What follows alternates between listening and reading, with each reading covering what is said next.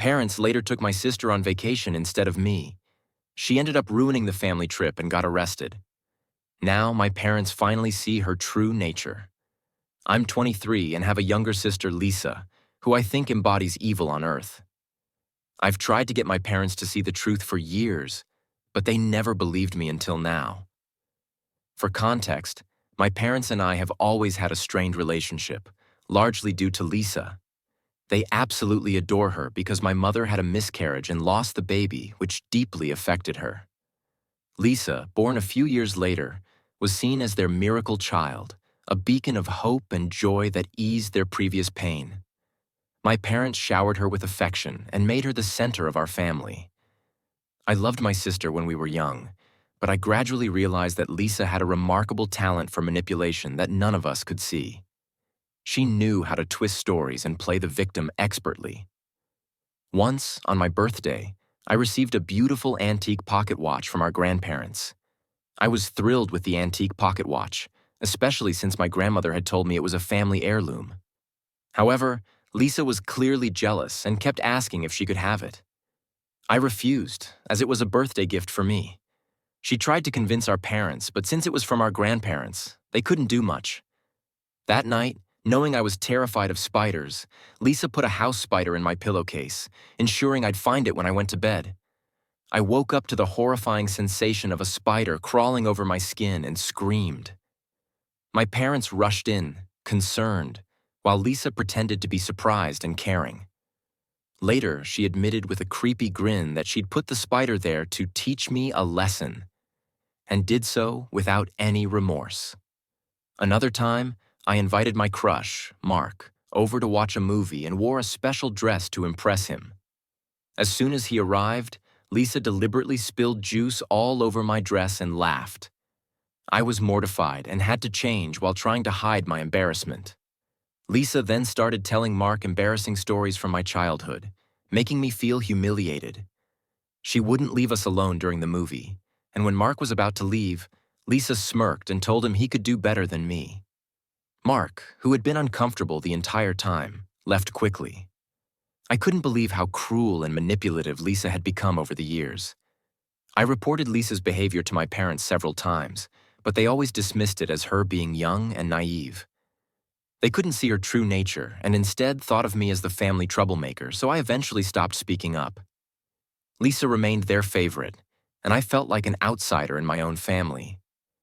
I focused on my studies and got into a good college, which allowed me to move out and improve my life. However, whenever I came home for breaks, Lisa made it clear she despised my presence.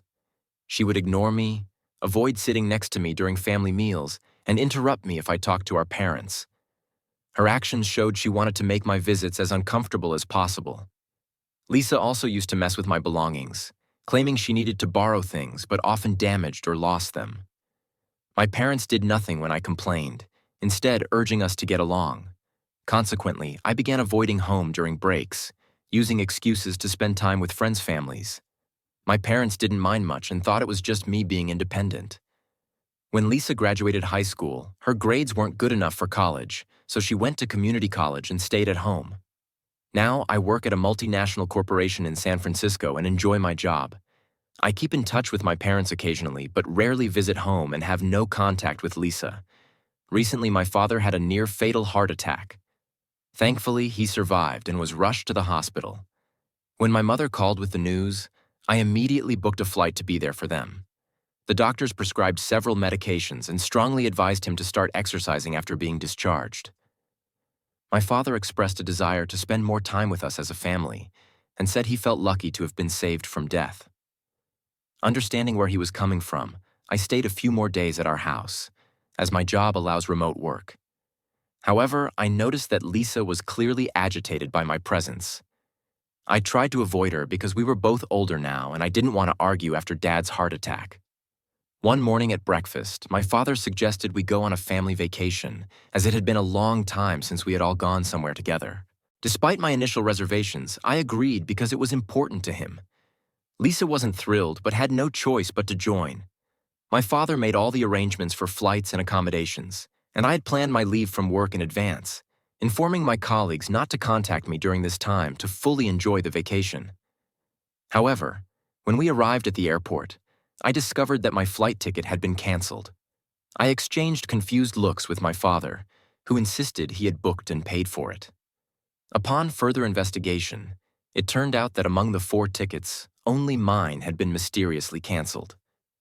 As I stood there, Lisa had a sly smile on her face, the same one she had when she pulled off one of her manipulative tricks.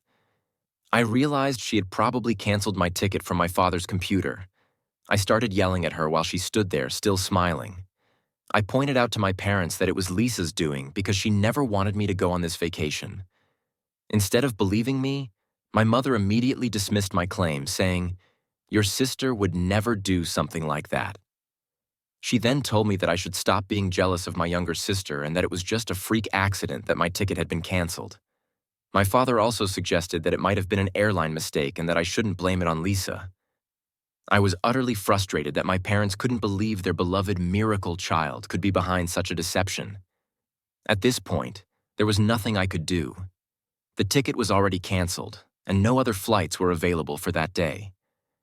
While I could have caught a flight the next day, I didn't relish the idea of returning home, booking a new flight, and traveling alone, especially since this was supposed to be a family trip.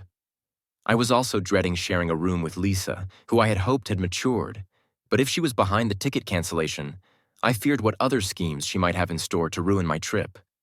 My father was initially hesitant and suggested they could all return home and plan a new trip later. However, he then emphasized how long it had been since he went on vacation.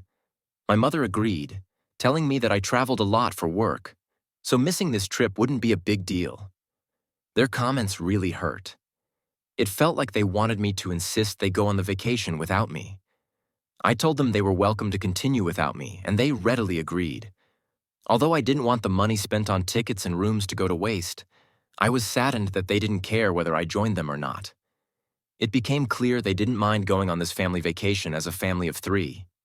So, I stood alone at the airport as my parents and Lisa went off on their much-anticipated trip. I decided to return to my home in San Francisco, not wanting to spend another day alone in the family house. I tried to put the incident behind me and focused on enjoying the rest of my leave. I reconnected with old friends and immersed myself in books, turning my break into a solo retreat. During their trip, my parents occasionally video called me, and it was clear they were having a great time without me, as if my absence hadn't affected their vacation at all. I wasn't too heartbroken about missing the vacation, but I couldn't help feeling excluded. It was another reminder of the favoritism that had always existed in our family. I hoped that someday they would see through Lisa's true nature, and it seemed my wish finally came true. A few days into their vacation, I woke up to several missed calls from my mother, which worried me about a potential decline in my father's health. I immediately called her back, and thankfully she answered, though she sounded extremely distressed. When I asked if everything was okay, she explained that something deeply troubling had happened. My parents had noticed that my father's essential heart medications were disappearing day by day, a serious concern given his fragile health. Being in a foreign country, they were unsure if the same medication would be available outside the U.S. They had searched their room everywhere in vain. My mother, while borrowing sunscreen from Lisa's adjacent hotel room, discovered all the missing medications neatly tucked away in Lisa's bedside table. It was a chilling revelation. She immediately called for my father, who found all the missing pills from the last few days. It was at this moment that the truth dawned on them. Their beloved daughter, the so-called miracle child, had been intentionally jeopardizing my father's health and putting him at great risk. My mother's voice quivered as she asked if they should confront Lisa about this. I advised my mother not to confront Lisa about the medications until they were back home. They needed time to gather their thoughts, emotions, and evidence to present the undeniable truth. I knew that confronting Lisa now would be futile since she was a master manipulator and would likely come up with excuses to avoid responsibility. However, something unexpected must have occurred because my parents eventually confronted her.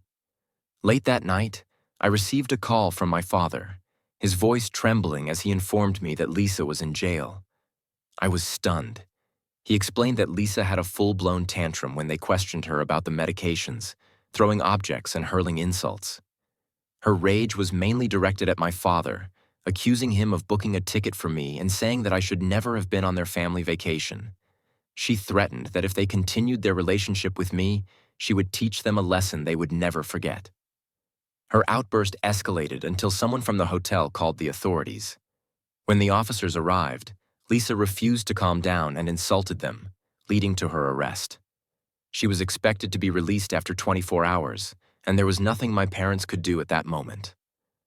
Desperate to return home after Lisa's release, my parents tried to reschedule their flight but discovered that their passports and wallets were missing. It turned out that Lisa had either discarded or hidden their passports. Thus, they were stranded in a foreign country with no identification or money. This was the first time my parents began to see Lisa for who she really was. My mother, who had always defended Lisa, was now overwhelmed, shocked, and begging me for help since they had no way to fly home. I told them not to worry and that I would send money via Western Union, but they needed to find their passports first to return home. I was certain that Lisa hadn't discarded the passports. My parents were finally realizing that I had been truthful about her behavior and were grateful for my help, despite not taking me on the vacation. They apologized for their past behavior, and while a part of me wishes I could forgive them, it's hard to shake the feeling that I've been deprived of their love for years due to their favoritism towards my sister. I find it difficult to forgive them now that they've had a taste of the situation and are coming back seeking my forgiveness. Each day, my parents call with updates, and I'm growing increasingly anxious about their situation. After Lisa was released from jail, my parents threatened her to return their passports or they would call the authorities again. Faced with no other option, Lisa finally revealed where she had hidden them. Upon returning home, my parents confronted Lisa and made it clear she needed to gather her belongings and leave. It was evident they had reached their breaking point, finally recognizing the truth about their daughter's manipulative and harmful actions, including how she had jeopardized my father's health by stealing his medications. This led to another explosive argument. During the confrontation, Lisa accused my parents of neglect and mistreatment, expressing her anger and resentment. She claimed that they had pushed her to the brink by inviting me on the trip and insisted that they should disown me, asserting that she was more than enough for them. At this moment, my parents must have realized the depth of her jealousy and the extent of her resentment towards my place in the family. As they tried to reason with her, she continued to hurl accusations and, in a desperate fit of anger, threatened to tell everyone that they had neglected and mistreated her throughout her childhood. Lisa threatened to accuse my parents of parental negligence and went so far as to warn them that she would make false statements to the police if they continued to insist she move out. This genuinely frightened my parents, as such fabricated allegations could seriously damage their reputations, especially since they are well-respected doctors in the community. The mere thought of their reputation being tarnished has left them feeling trapped and anxious. In the past few days, Lisa has made their lives increasingly difficult. When she discovered that my parents were regularly communicating with me, she became enraged and started breaking dishes. To make matters worse, she has been stealing their car keys and hiding them, which complicates their daily commute to work. Just tonight, my mother called me in tears after a particularly severe incident. During dinner, Lisa threw a tantrum because my mother refused to cook for her, citing exhaustion from work. In response, Lisa went on a rampage, breaking furniture and then blasting loud music in her room, preventing my parents from getting any sleep. The situation is deteriorating, taking a significant emotional and mental toll on my parents. I'm deeply concerned about what might happen next. Although I had hoped my parents would finally see Lisa's true nature, I now worry she could pose a genuine threat to their well-being. I can't return home at the moment as it might provoke Lisa further and lead to more explosive situations. As many of you anticipated, Lisa has been arrested. With her escalating antics, this was almost inevitable. I'm doing my best to persuade my parents to consult with a lawyer so we can find a permanent solution to this ongoing crisis. Taking legal action seems to be the best way to protect my parents and restore some semblance of peace to our family. During a major confrontation, Lisa attacked my parents with a knife, which terrified them and led them to call the police. The officer promptly arrested her on charges of assault. With Lisa in custody, my parents decided it was time to seek a more permanent solution. They consulted with an attorney who advised them on the legal process for evicting Lisa from their home. They filed a formal eviction notice, outlining her departure requirements. Although they knew it wouldn't be easy, it was necessary to ensure their safety. My parents chose not to press additional charges against Lisa. They simply wanted her out. After bailing her out of jail, they gave her the eviction notice, detailing the legal reasons for her departure and the timeline for leaving. They made sure to follow the legal process meticulously to prevent any challenges from Lisa. They then took the matter to court to initiate the eviction process, filing a lawsuit against her. It was a difficult and emotional decision for them, as it involved taking their own daughter to court. They felt sad and guilty, but believed they had no other choice.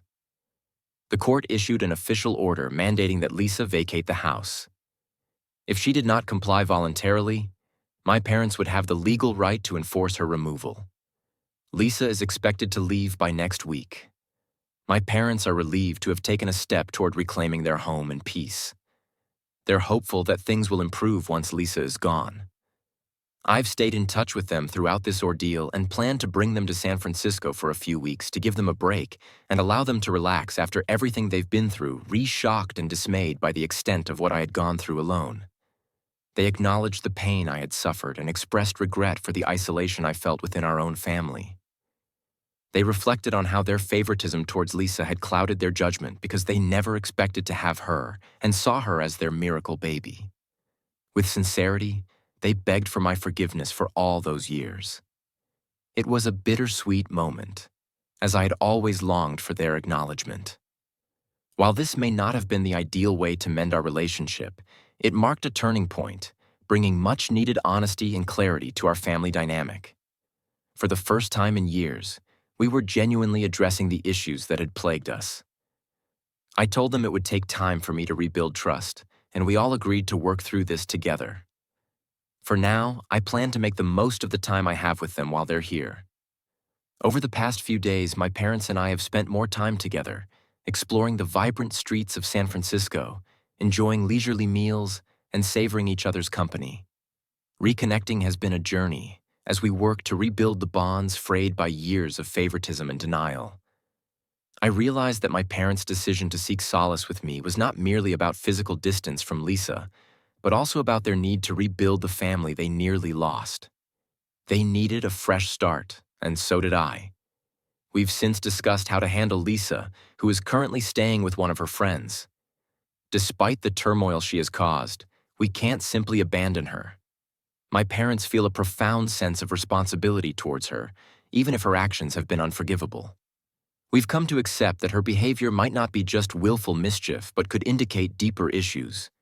We plan to explore the possibility of a mental health evaluation to better understand her condition.